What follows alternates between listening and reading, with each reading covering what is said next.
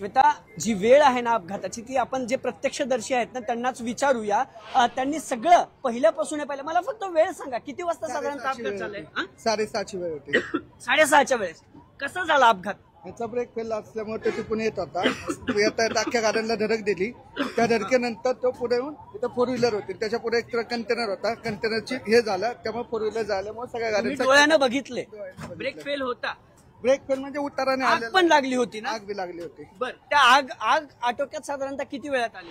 आग तो काय 1 तासानंतर आग। बर, म्हणजे 6:30 ते 7:30। 7:30। बर श्वेता, 6:30ला हा अपघात झालाय। मी पुन्हा ती दृश्य दाखवतो। इतका भयंकर अपघात होता ना की कारचा अक्षरशः चेंदामेंदा झालाय। कंटेनरचे जवळपास सगळे टायर फुटलेत। आता बचाव कार्य सुरू आहे, ऑपरेशन जे आहे ते सुरू आहे, कारण मृतदेह श्वेता अजूनही कंटेनर मध्ये तसेच आहेत, किंवा जी कार या अपघातात अडकली त्या अपघातामध्ये मृतदेह तसेच या सगळ्या माहितीसाठी धन्यवाद।